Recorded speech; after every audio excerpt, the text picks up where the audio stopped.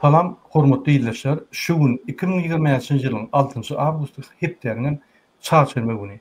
Hoş geldiňiz Türkmenistan Demokratik Opozisiýasynyň platformasynyň kanalyna. Şuňky biziň temamyz, gepleşiň temasy Alişer Sahat we Abdulla Urusowyň Türkiýede ýitmegi derarly Recep Tayyip Erdogany ýüzlenýüş. Hormatly izleyijiler, ine şu gün biziň bilen biziň efirmizde Nurcan apa, Nurcan Süzer, ýagny Amerika'da DVT Halk Hareketi'nin, Demokratik Vatan Türkmenistan Halk Hareketi'nin vekili Nurcan apa atnaşa. Nurcan apa, salamu aleyküm, hoş geldiniz. Salam Muratlıç, salam vatandaşlar. Şu gün biz yine de Gulala Hasanova'nı efire çağırdık. Gulala Hasanova, Alişer Sahatov'un ayalı.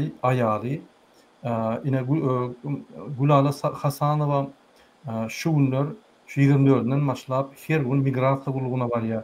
Her gün bir topa gurumlara barıp Alişer Sahat bilen Abdullah niýedigini biljek bolýar.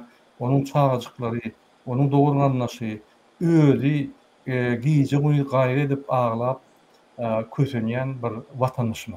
Şoň üçin Gulala Hasanowa fiýataçam däl, ýöne biziň grajdanlar. Şoň üçin biz şonu şu efire çağırıp şu gün biz Recep Tayyip Erdogana ýüzlenýüş etjek bolýar. Gulala hoş geldiňiz. Hoş buldum. Salam aleyküm. Salam. Hormatly watandaşlar, men orçada aýdaýyn, tebäri şuňky efir biz bir näçe dilde geçirer. Şoň üçin men orçada aýdaýyn. Здравствуйте, уважаемые зрители нашего канала и гости нашего канала. Сегодня мы проводим эфир 6 августа 2025 года. Мы проводим эфир, посвященный пропаже наших активистов Алишера Сахатова и Абдулла Урусова в Турции.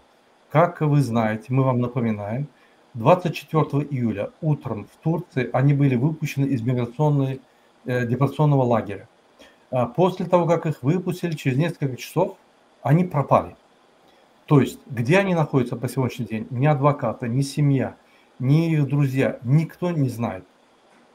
Очень много раз супруга Алишера Сахатова, Гулала Хасанова, обращалась во все организации. А именно, Миграционную службу Турции, прокуратуру, в полицию и другим организациям правозащитным. Но, к сожалению, никто не может сказать, где на сегодняшний день находится Алишер Сахатов и Абдулла Урусов. Нам очень важно найти, где они находятся. Нам очень важно оказать им первую помощь и освободить их. Поэтому сегодня мы посвящаем этот эфир, наш видеоэфир, посвященный обращению к президенту Турции, к руководителю Турецкой Республики Реджеп Тайип Эрдоган. Hormatly vatandaşlar, men indi Nurcan apa Gulala ruhsat berdiňiz, men ors diline ýanky ýüzlenýin Recep Tayyip Erdogana. Onsoň size söz beren, sizden bilýänsiňiz, onsoň biz efir dowam ederiz. Olur. Окей. Здравствуйте, меня зовут Мурат Курбанов, и я обращаюсь к вам как к руководителю Турецкой Республики, к международным правозащитным организациям и ко всем, кто верит в свободу, закон и справедливость. 24 июля 2025 года, как вы знаете, одну секунду, я поставлю фотографию, чтобы было очевидно, о чем мы говорим. Два туркменских активиста, Алишер Сахатов и Абдулла Урусов, были освобождены из депортационного лагеря в Турции. На них были поданы адвокатами дела по поводу их защиты. Эти дела рассматриваются в данное время. Но тем не менее, 24 июля 2025 года Алишер Сахатов и Абдулла Урусов были освобождены из депортационного лагеря для того, чтобы они направились в свое местоположение, где они проживали, по прописке. В этот же день они исчезли без следа. Ни адвокаты, ни родственники, ни правозащитная организация не знают, где они находятся. У них нет связи ни с кем. Их телефоны отключены. Они исчезли в момент, когда Турция, страна с претензией на демократические принципы, должна была гарантировать их свободу. Обращение к турецкому руководству. Уважаемый Реджеп Таyyip Эрдоган, уважаемый президент Турецкой Республики, уважаемые представители Министерства внутренних дел, миграционной службы и правоохранительных органов. Если эти люди были тайно переданы в руки туркменских спецслужб, а дальше депортированы в Туркменистан, если сегодня они находятся в тюрьмах Туркменистана, если их исчезновение – это результат негласного сотрудничества между Анкарой и Ашхабадом, тогда это не просто дипломатический скандал, это преступление, это международно признанное насильственное исчезновение. Мы вам напоминаем международные обязательства Турции.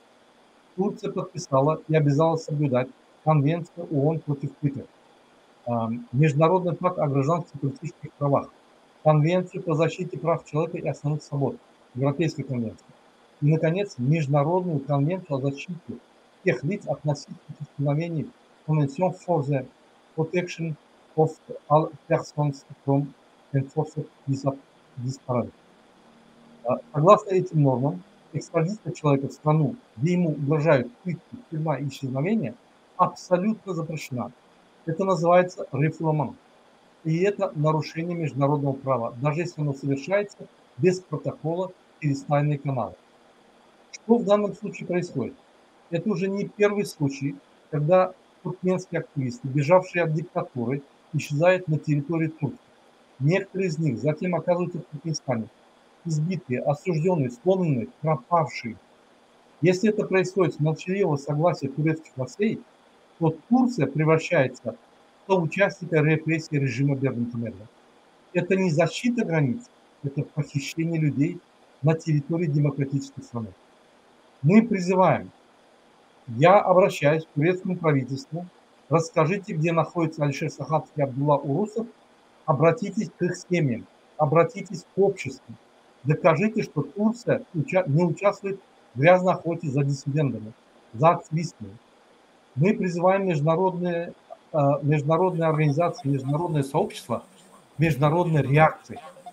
Я призываю Amnesty International, Human Rights Watch, ООН, Комитет по правам человека Совета Европы, диаспора и всех друзей Турции, европейских и турецких журналистов вмешаться, потребовать прозрачности, потребовать доступа к информации. Господа, в 21 веке люди не должны исчезать. Турция – страна великой истории и чести. Не превращайте ее в платформу для диктаторов и тайных операций. Если Алишер Сахатов и Абдулла Урусов находятся в Туркменистане, это не депортация, это похищение, а похищение – это преступление. Спасибо. Нуржан апа, инде мен сөзе берейін. Фидем шул Recep Tayyip Erdoğan'a eğer yüzlenecek olsanız yani mümkünçülük var. Doğru. Murat Kılıçdaroğlu şu an kıymet adı hukukası hukuk belirlek geçtiniz. Yani ayrılacak da adam koymadınız bize. Benim belki öz özünde Recep Tayyip Erdoğan Türkiye'nin prezidentine, Cumhurbaşkanına yüzlenmek isteyen Tayyip Erdoğan bizim şu an yüzlenmemiz demokratik halk hareketleri onun ardından yüzleniyoruz. Bizim iki tane oğlanımız, aktivist, blogger oğlanlarımız 24. iyunda alınıp gidiliptir. Öz öylerinin sonra deportasyon lagerlere yerleştirilmiş. O taydan madama haberleşip duruyordular aileleri bilen, dostları bilen. Ama 28'ine onları göverdik deyip bir hat veriyorlar, dokument veriyorlar. O tayda dine barkod var. Bilem o barkodun şu an neyme o tayda anlam veriyenliğini biz görüp bilemiz o. Ama golları yok. Ne oğlanların golları var. Gol çekilmiş biz dokumenta gol çektik deyip ne de o taydın yetkililerinin golları var. Onun için bu bir gizlin yağdaydı. Oğlanların yok olmayı yani size var oldu bunlar. Biz bilemiz yok. Ne maşgalasları biliyor, ne dosyarları biliyor, ne biz haber alıp biliyoruz. Buna da hiç kim cevap verip bilen yok. yani maşgalaları her yere yüz tutuyorlar. Hem yeri boş. Sizin Sayın Recep Tayyip Erdoğan bu yağdaydan haberiniz olmayabilir. Ama bu yağdaya göz atmanız gerek. Yani bu 21. asırda dünyayı oğlancıkların yitip gitmekleri katı gıynandırıcı hem utanç verici bir zat bu. Yani arkasında maşgalaları kaldı, ailesi kaldı, çocukları kaldı. Yani çağacıkları, gözyaşları içinde. Onlar hiç yeri irvetzat etmediler. Onlar terörist değil, separatist değil. Sadece dine adamların hal yağdığını, Türkmenistan'daki bulup geçen dağıtları aydınlaştırıp halka yitirdiler. Eğer şol bir dağda aytmak, doğruyunu aytmak günah olsa, onda bizim ağzımızı yapsınlar. Yani tiksinler doğruyu aytsın. Bu bir hadirki dövrde katı bir utanç verici bir zat. Yani size yüzleniyoruz. O Turciya'da bulup geçti bu hadise. Onun deportasyon lagerden çıktı mı, çıkmadı mı olan belli değil. Sebebi o hat geliptir ama onun izi yok. Özleri, dilleri bile aytmadılar. Yani Edirne'den, Kırklareli'den onları Sinop'a göndermiş, iyi verilmiş deyip ayttılar. Yöne o taydan biz hiç kim bir gören eşten olmadı. Onların şu deportasyonlardan, lagerden çıkanlığı vardı. Yani onun için size hayiş dediyiz. Bu oğlanın akvalini izgiderli bağlamanızı ve maşgalalarına normal cevap vermenizi hayiş dediyiz. Bizim hepimiz merak içindeyiz. Yani dostlar olarak haberini bekleyiz. Eğer Türkmenistan'a ekdilen olsa, onda bu tayda Türkiye'nin ulu bir günahı var, yanlışlığı var, ya da bunu bilerek mi yapıldı bilemiz yok. Sebebi oğlanların sığınması vardı o tayda. Kaçabatalığı değil ya. Yani dokumentleri hepsi düzüldü. Ne için? Ne hili derecede onlar alınıp gidildi? Buna kim cevap verir? Biz katı merak içindeyiz. Cevabımıza karışacağız. Nurcan Apak köp sağ olun. Edin yüzlönüşünüzde. Yine bir sözü Gulala veriyat. Gulala Hasanova men yeni gelip yatsılayan Alişer Sahat'ın ayalı. Bir topa bir neçe çağın enesi, eceti. Şu Alişer Sahatov 24'üne yitenden beri ağlap, urumlar barıp, soğrap, advokatlar bilen işlep, hiç Alişer Sahat ve Abdullah Urusov tap bilen ok. Gulala soğrav size, yine häzir siz bizim platformamızda, bizim siyasi platformamızda bir Türkmen vatandaşı ýaly çykyş edýäňiz. Eger de Türkiýanyň prezidentine ýüzlenjek bolsaňyz, häzir mümkinçilik bar. Siz Gumrukbaşy ýa-ni Recep Tayyip Erdoğan'a ýüzlenip bilersiňiz. Söz sizden aýdyrym. Selam aleyküm vatandaşlara, hemmesine. Sayın Recep Tayyip Erdoğan Bey, ben buradan sesimi duyurmak istiyorum size. Lütfen bana yardımcı olun. O kadar çaresiz haldeyim ki hiç derdimi hiç kimseye anlatamıyorum. Eşim kayboldu diyorum. Karakola gidiyorum, emniyete gidiyorum, Adalet Sarayı'na gidiyorum.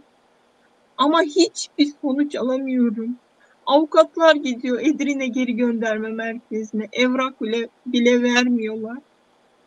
Ben çaresiz bir anne olarak benim burada Türkiye'de çocuklarımdan, eşimden başka hiç kimsem yok. Şimdi eşim de yok. Ben onun can güvenliğinden korkuyorum. Lütfen bir el atılmasını istiyorum. Bir yetkili bana arasa. Evet, eşini göndermişler. Yok, eşin burada deseler. Ben biraz rahatlarım. Benim 3,5 yaşındaki oğlum babasının resmini öpüyor, baba diye. Babasının küçücük resmi var. Masanın üzerinde duruyordu. Alıp onu öpüyor. Seviyor. Ama öyle şey olur mu? Benim eşimi kendi ayaklarıyla kapıdan geldiler sabah saat 7'de. Aldılar götürdüler. Sebepsiz yere, hiçbir suçu olmadık yere 3 ay geri gönderme merkezinde yattı. Şimdi serbest dediler. Sevinelim mi? Serbest olsa insan nerede? Biz size sığınmıştık buraya. Siz bizi korumak zorundaydınız. Ama siz ne yaptınız? Eşim kayboldu. Hiç kimse ilgilenmiyor. Lütfen bir sesimi duyun diye ben bu şeye çıktım. YouTube kanalına çıktım. Rica ettim Murat Kurbanova. O da ricamı kırmadı. Sağ olsun. Ama o kadar çaresizim ki anlatamam derdim hiç. Bir Allah biliyor ne çektiğimi, bir ben biliyorum. Çocuklarım sabahtan akşama kadar soruyor. Anne babamdan bir haber var mı diye. Ne diyeceğimi şaşırıyorum ben. Anne diyor paramız var mı? Anne bunumuz var mı? Bunlar çocuk biliyor. Tamam 3,5 yaşındaki çocuk bilmez de büyükler biliyor. Babam öldürdüler mi diyorlar. Çocuklara ne kadar zor o sözü söylemek. Lütfen sesimi duyun artık. Ben sadece eşimi istiyorum. Ailem beraber bir arada olsun istiyorum. Başka hiçbir şey istemiyorum. Lütfen yardımcı olun bana. Lütfen sesimi duyun. Eşimi sağ salim bulmaya yardım edin. Gören vardır, bilen vardır ama susuyorlar. Allah'ını severseniz susmayın. Gerçekleri söyleyin.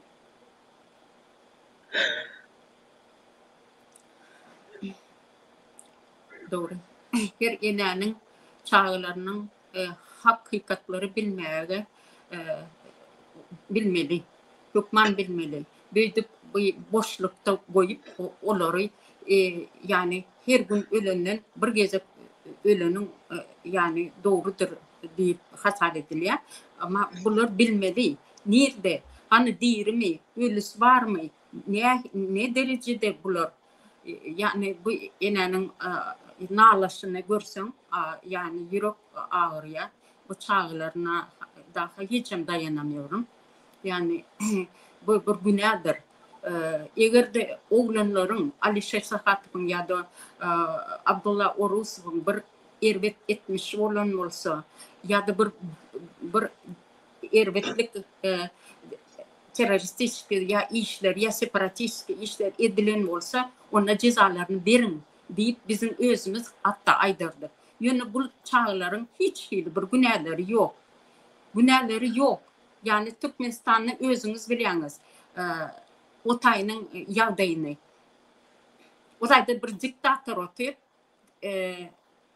adamları yok edip, kırıp, genosit edip yani onun için bu eğer de şu oğlanlar Otay giden olsa onu bunların siz göz göre ölüme yolladınız böyle. Yani bu ulakan günahdır. Özünüz biliyorsunuz. Türkiye'de günah işlemek katı ervet hasar ediliyor.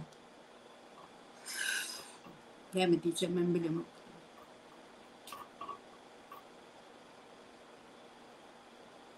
Sağ olun Uzan. Benim aydın Türkmen diline pardon. Hurmatly Recep Tayyip Erdogan. Biz Türkiye devletinin ulu bir milletin yol açtı. Biz size yülöniyet neymişip? Biz size intek ar, namık, vicdan ve adaletlik qalındır deyip veriyet. Kıyın ortağın son vaxtlarda siz bir topar biyune hiç tat etmedik, kriminal etmedik, adamları öldürmedik, dine yani adamın haklarını beyan eden adamları tutsak edip Türkmenistan'a uğru diyen. Elbette onu da haklarını olan dokumentleri kâvilerin ki dingelen ok, bolun ok, on bir sani günahı var. Türkmenistan'ın konsul birleşigi, yani konsul bölümü şolar dokumentleri yani uzalıp berenok. Şolar dokumentler çalışıp berenok. Onu gönnen gönni Serdar Berdimuhammedow ve Hobzul Kulun görkemeler var. Şonuň üçin şol adamlar administrativ taýdan nelegal ýagdaýda bolýar. Ýöne şu administrativ ýalňyşlyk ulanyp tez Türkmenistanaky 34 ýyldan bäri gelýän diktator rejima kömek edýär. Tez şolaryň ýanky ardy boýunça şu ýaly biýuna adamlary Türkmenistana iýerip beýleki adamlaryň beýleki de Türkmen grażdanlary bar. Olaryň dokumentleri din administrativ problemat bolan soň hemmesini iýerýär. Elbetde siz haklydyňyzy iýermäne. Ýöne haçanda siz bir işlemeni gelen adamy iýeren ýagdaýynızda on bir uly bir problemat Türkmenistanda bolmaz. On problematy 5 ýyllyk gaýdyp Türkmenistandan çykmaz ýa-da ýa-ni gadançylar ýa. Ýöne haçanda siz adamyň haklaryny goraýan grażdan aktivistler alan ýagdaýynızda we onu iýeren ýagdaýynızda olar ýetýär türmede. Olary urulýar, olary ýanky şeýle bir kyn ýagdaýda urulup, kyn ýagdaýda olary şiket ýetirilýär, onu aýdarýarlar. Egerde meniň aýdanma inanmasaňyz, siziň ilçihanaňyz bar şu ýerde. Gidin-de Farhat Meymankuliýew diýermi, diýerdämi? Nähäl ýagdaýda bilişdirin. Gidin-de şonu iýerin, Rowşat Klyçew nähäl ýagdaýda. Gidin-de şonu iýerip Mansur Mengelow nähäl ýagdaýda. Gidin-de ýanky ilçihanaň başlygyny iýerin-de barasyn türmeleri Murat Düşemow nähäl ýagdaýda. Ondan başga bir topar atlar bar, biz günle de aýdyp geçýär. Gidip gördüler şolary. Şol aktivistler, grażdan aktivistler Türkmenistana iýeren ýagdaýynda şolar nähili güne tezawar bolýarlar. Görün, egerde siz musulman bolsaňyz, ar-namasyňyz bar bolsa, adalatlyk diýip gürleýän zadyňyzy hakykatdan hem ýerlerde edýän bolsaňyz, umumy Türkmen halkyna dost boljak bolsaňyz, dogun boljak bolsaňyz, bir kezzap öz halkyny unudan Putinin guly, Gurbanly we Serdar Berdimuhammedowa dost boljak bolsaňyz, onu Türkmen halky sizi unudar. Onu Türkmenistana demokratiýa ýeňine siz gelmeň Türkmenistana. Siz biziň dostumyz däl. Siz Türkmen halkyň dogunu däl. Siz Türkmen halkyň Gurbanly we Serdar Berdimuhammedow ýaly düşmany bolýaňyz. Şonu bilip goýun. Onu men aýdýan sebäbi men bar watandaşlarymdan habardar alýan. Hemmesi maňa aýdýar. Aýt Murad aga şunu aýdyň şol Recep Tayyip Erdoğan eşitin şonu. Biz siziň bilen dogunluk kurjak bolýar, turan birleşe giýjek bolýar. Biz Türk dogunlarymyz bilen parahat ýagdaýda bir-birini gollap ýaşajak bolýar. Biz bolsa Türkmen halkyny gollaman, gelip halkyň içinde watan düşmanlary Gurbanly we Serdar Berdimuhammedow gollýar. Siz aýdardyňyz, bu Ýoldaş Gurbanow, wagt olar prezident beýlikden millidir. Biz milli lider diýip saýlak görem dogony. Öz-özüne oğlu karar çykaryp, ýanky kakasy milli lider edip saýlady. Gurbanly Berdimuhammedow öz-özüne 2 gede gahrman berdi. Soran şondan haýdy gahrmançylyk etdi şol adam. Näme etdi? Halkyň öňünde bir zat etdimi? Biziň halkymyz müňläp ölýär bolýan, ol akşam köşkünde gitara çalýar. Konsert berýär. Siz edeňiz ana Türkiýede nähili ýertirme boldy. Siz adamlara kömek etdiňiz, siz ýanky ýüregiňizden olara ýanky ýülünçi gurupdyňyz. Ol aýdan ogama konsert ýeçirýär. Ol kelleti giden, ol bir psihiktaýdan kelleti giden adam, biz oň bilen nähili ylanyşyk göreli. Biz 5 ýyldan bäri biz şoňa maslahatlar berýär, korrupsiýany görkezýär, biz şolara teklipler berýär, biz kömek ödelýär. Hemme zat et gördük, hemme ýanky şol etmeli zat o ataly ogla et gördük. Bilýänmi, halkyň içinde bir gürkünç bir degişme bar. Türkmenistana işçilik 60%dan ýokary ataly ogul iş bolmadan bir wezipeni eýleýär. Prezident wezipesi. Ünseren bolsaňyz prezidente derek Gurbanly diýär. Serdar Berdimuhammedow içinde kreslanyp bujoklap gorap oturýar. Sizde barmy şol ýagdaý? Siz özüňizde kelleňizi alyp görüň. Mysal üçin Türkmenistanyň prezidenti. Şo ýerde türkler gelip işleýär da diýär. Türkmenistan ne diýip bolsa galar görürsiňiz. Türkler gelir işler. Türk dogunlarymyz gelir, biz orada iş verer. Şo ýerde işleýärler. Käbirleri, ýagny Türkiýede Erdogan däl, başga bir adam. Ol ýanky öz ogluny WDP'nin prezident WDP'ni geçirip hemme dogunu anlaşyny goýup Türkiýany batyp alan adam. Adamlar batyp gör. Gürleme diýýärli. Ara ýanky adat telewiziýa ýok, adat medeniýet ýok. Bir köçürde çykmak bolan, köçürde ýöremek bolan iki bolup. Hiç saat ýok, işedik 60%. Türkmenistanyň biri ýanky çykdyk edip bir watandaşyny gowlap haklar sorýar. Şu haklar bozuldy diýip prezident ýüzlenýär. Bizem şo ýerde şonu tutýar. Onun için Recep Tayyip Erdogan işi bolup gelip bunu şoýra. Bizem sizi tutýar. Aýdyn dokumentin ýok, administrativ ýanky naruşenýan we administrativny probleman wa we biz seni türmeye, ýagny Türkiýe iýerýär. Türkiýede sizi alıp gün türmeye batyp ýitirmedi ýaly. 1-de, 2-de, 5-de, 10-da, 20-de biz şonu etdik. Biz Türk halkyna dogan bolýarmy ýa düşman bolýarmy? Aýdyn onu. Kim bolýardy? Ine şo ýaly biz seziýär. Häzir wagty geldi. Siz ýa-da Türkmen halkynyň dosty ýa-da siz Türkmen halkynyň düşmany. Häzirçe biz agzymyzy ýumar. Türkmen mertdir bilýän. Biz soňuna çeligi diýen halkdyr. Biz öz şo ýaly wajib wagtda bize namart eden adamy ýazmadan çykarmaz. Şoň üçin häzir men size ýüzlenýän. Şo ýaly Türkmen gelin ağlap, eňirep, öz ärini özleýär, çağlaryň kakadyny özleýär. Jogama merk bilen yok. Bul bir utunç. Men demokratiýa döwlet, siz hakyky halkdan taýlan prezident, ol gurme edemok. Ol bir utunç sizin üçin. Agdyňyzy doldurup Siriýede gurulýanyz, Izraile gidip musulman adamyň haklaryny soraýanyz, zat edýäňiz, siz öz öýüňizde haklary bozdurýanyz. Öz öýüňizde öz dogan halkyň haklaryny bozdurýanyz. Belki bolmada. Biz size inanýar, entek inanç galy. Ýöne biz Türkmenistanyň prezidentine we özüni saýlan bir korrupsioner milli lideri inanamyz. İkisine de inanamyz. 5 ýylda biz şunu aýtmadyk, bermedik teklifimiz galmady. 5 ýyldan soň biz üýüşüp hemme halkdan soralar çykyş etdik. 22 awgustda egerde şolar jogap bermedi, onu halkyň ynymyndan gaçy impeachment. Biz halk tarapyndan impeachment edilýär. Olar konstitusiýany şeýle bir çarşdylar. Hak taýdan biz gurlemeler, biz gurlemen bilemdik. Biz gurlemene çalışmalara hiç mümkinçilik yok. Ona diktator diýär. Ona awtoritarny rejim diýär. Ona öz halkynyň düşmany diýär. Biz egerde günümüz gowy bolmasa Türkiýe gelmezdi. Eger bizim günümüz gowy bolmasa biz öz prezidentimize garşy gitmezdik. Biz prezidenti hemme tarapdan olar.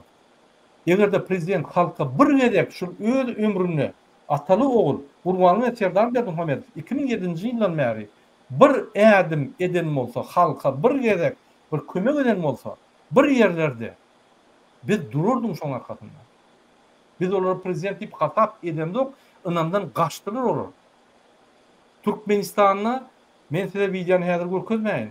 Ine dünküde izolyatorda, ýani wagtlaryň saklaýyş ýerde adamlar öldürýärler.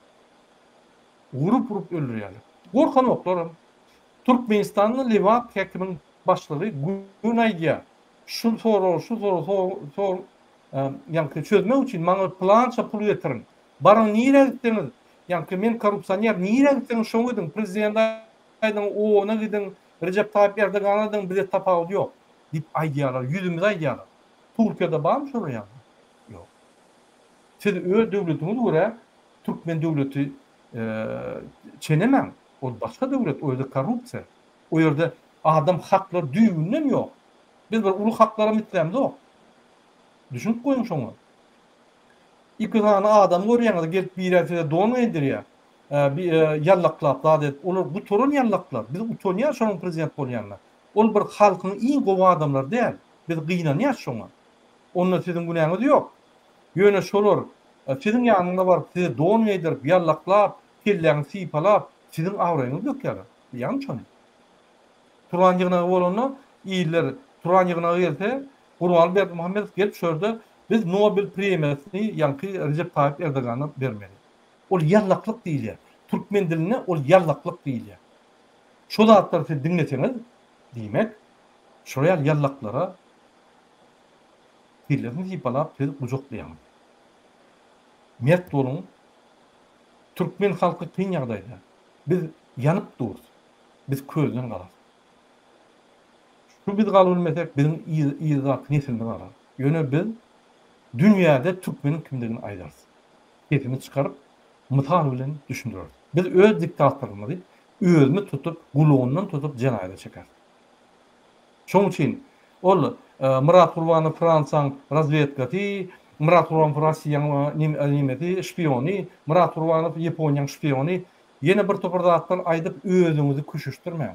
Murat Gurbanov halkdan çykan adam. Murat Gurbanov bar maşgalasy türkmen.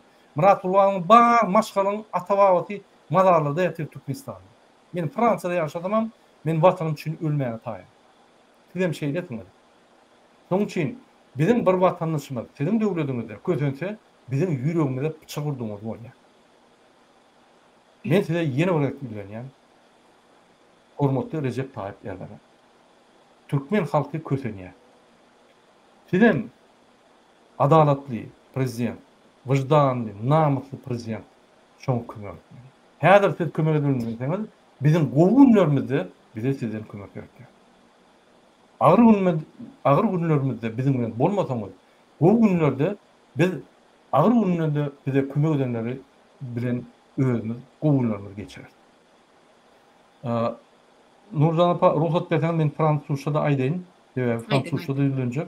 Bütün dünya gurumly eşitdi sebäbi şol çykyşymyz, şol sylkasy bütün dünya yaradylar.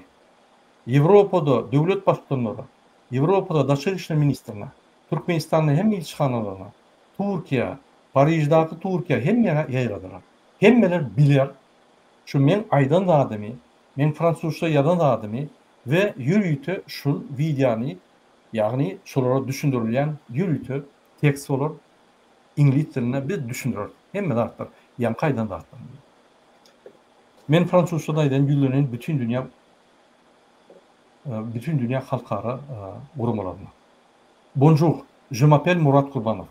Je m'adresse aujourd'hui aux autorités de la République de Turquie, aux organisations internationales de défense des droits humains et à toutes les personnes éprises de justice, de liberté et d'état de droit. Le 24 juillet 2025, deux militants turkmènes, Alisher Sakhat et Abdullah Orusov, ont été libérés d'un centre de rétention en Turquie. Ce même jour, ils ont disparu sans laisser de traces. Aucun avocat, aucun membre de leur famille, aucune organisation de défense des droits humains ne sait pas où ils se retrouvent.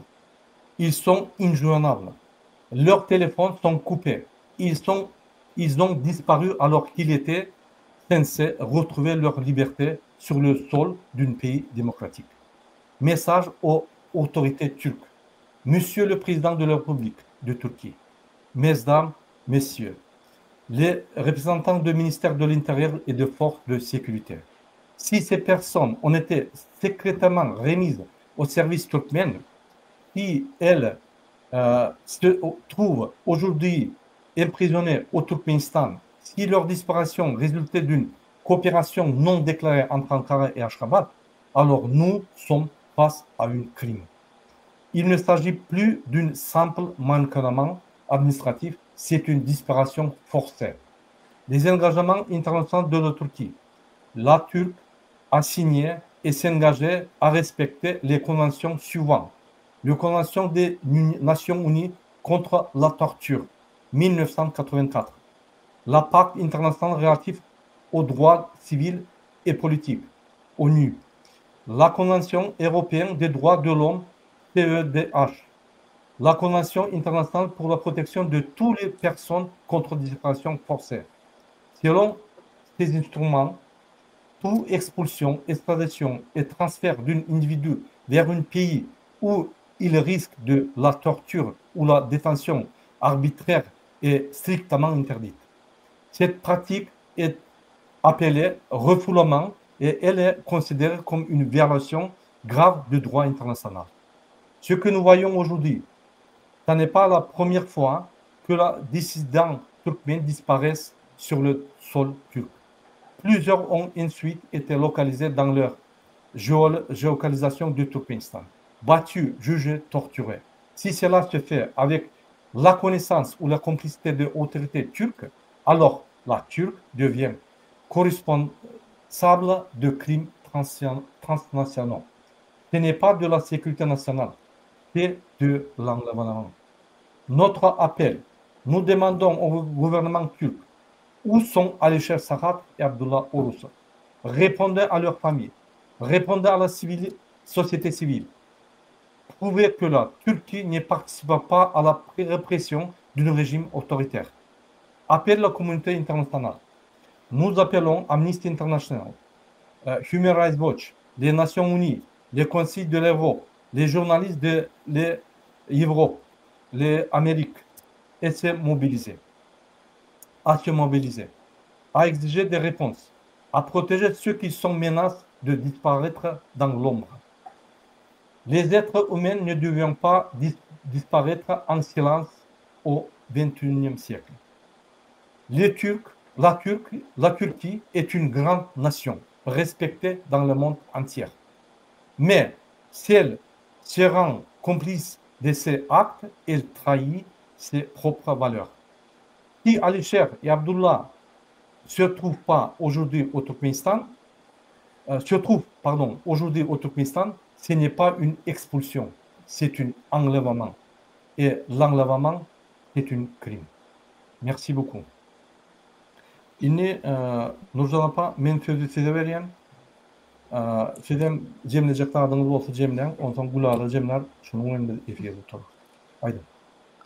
Men öz gezegimde yine birgedek yüzlenmek isteyen Recep Tayyip Erdoğan'ı sizin adaletinize ananyas, güvenyas.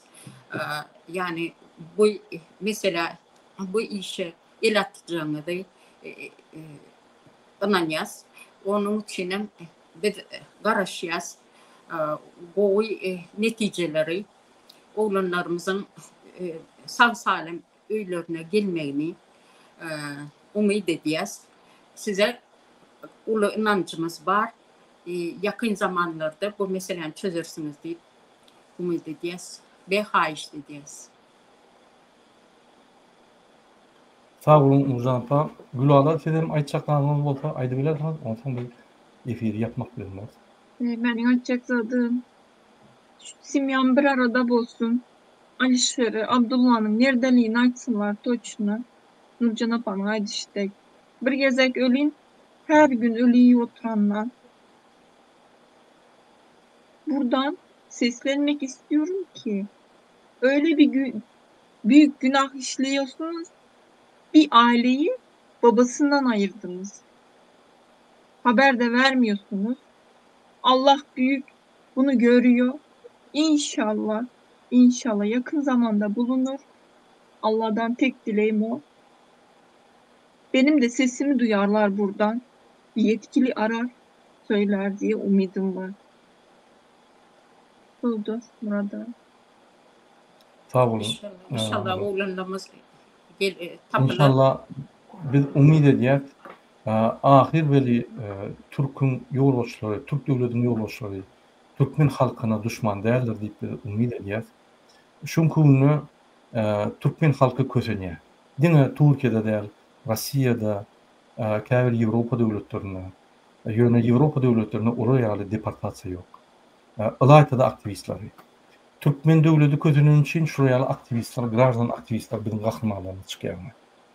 Bu adamlar çıkıp adamların haklarını, adamların yani yağdaylarını düşündürüyor. Ol bir kriminal değil. Ol bir ekstremizm değil. Ekstremizm haçana şulori ya kriminal haçana şuraya hakikat aydan adamları öz gizin kulluğunu iyi verip oğurlak kayıtmak başka devletten. Yine onu Urmanın Serdar Bedoğan'a yapıyor. Yine şu kriminalam Recep Tayyip Erdoğan gollaya. Şunkun. Biz şu hatlar durur mu kadip aydiya? Biz barmalı, gitmeli yere gitmeli. Türk ilçihanının önüne bir protestler geçirip başlayacak. Şu Abdullah Urusov ile Alisher Sakatov çıkınca biz doğru görüşecek. Biz onun üstüne Farhat Meymankuliyev, Ravshan Qilichev, Murat Dushemovi ve Türkiye'de Bayram Bayram Muradovi, Merdan Keminani ve Umida Hadramoti bartın yatlar. Şunun için Türk hükümeti bir daha da düşünmeli. Bütün dünya kurumların konvensiyalarına, kurumların yankı şartnamalarına bol çekti. Eğer de siz şu şartnamaları bir zayıf etmeseniz, onu size Putin'e yalı hiç anlamı yok. Siz şu gün beylet bilyanız, erti beylet bilyanız. Onu Türk hükümetinin sözü yok. Ediyen hareketleri bol çeken zatlardan düyüplü başka. Demek sizin bilen katnaşık kurmalılar. Sizin tek tayar der katnaşıklara. Yine biz şunu, eğer de Abdullah Urus bilen Alişer Sakat bir yerden çıkmada biz şunu hem devletlere düşünüyoruz. Şunun biz efirimizi tutarıyat, hem de köp sağ olun. Alişer Sakat bilen Abdullah Urus'u biz halk bolup gözlemeli, halk bolup biz dürlü devletlerden haş etmeli, kömek eder yani. Halk bolup biz Türk devletinden, Türk hükümetinden forum etmeli. Nerede Alişer Sakatov, nerede Abdullah Urusov. Gulala Hasanova vatandaşlar kim neyme kömek edilse maddi kömekler gerek. Ol işe gidilen ok, sebebi çağrımı gidilen ok, ol gurumalar gatniya, Alişer bilen Abdullah boyunça hem ağırlık şun yani tipine düştü. Kimin yağdayı bolsa, men şu videonun aşağına Gulalan ibanlarını oyan, bir de advokatlara tölemeli, bir de hem medad etmeli, hem pullar Gulalan üstüne geçiyor. Kömek edilmeseniz maddi golluk verin, videolar paylaşın, kesip yayradın, hem yerde bütün dünya bilsin. Hatlar boyunca biz öğrenmişler, video, mass medyada sizin kömeginiz gerek dedi. Biz tez vaqtda Jeneva barjak bolyat. Kim Jeneva barp bilýän bolsa, menin bilen habarlaşyň, biz şöyle barjak bolyat. Biz Parijde Türkiýanyň hökümetiniň, ýani Türkiýanyň ilçihanasyna barjak bolyat. Kim menin barp bilýän bolsa, menin habarlaşyň. Biz ýani datany sazlaşdyryly, barýaly. Ondan daşary egerde hiç sadam edilmeseňiz, ine Gulala şu videoň aşagynda kommentarda öz goluňyzy bildirin. Vatandaşlar şu videoň sylkasy bütün gurumlara gider, bütün döwletlerin ýolbaşçylaryna gider, olar görür, aşagda terjime ederler, ukarlar, bilerler. Bütün halk Gulala Hasanowany, Abdullahny, Alişeri, onun masalalaryny gorlýar we biz Türkmen halky bir Türkmeni daşyrtda bolsun, içinde bolsun, her bir Türkmen üçin görüşür. Şonu agyr ýerimizi görkezmeli. Vatandaşlar şunun bilen biz öz efirimiz tutarýat, hemmeňize köp sag bolun.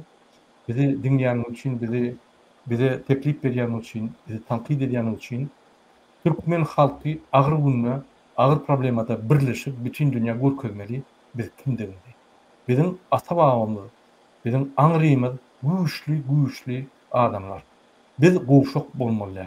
Gowşokluğa hiç zat ýok.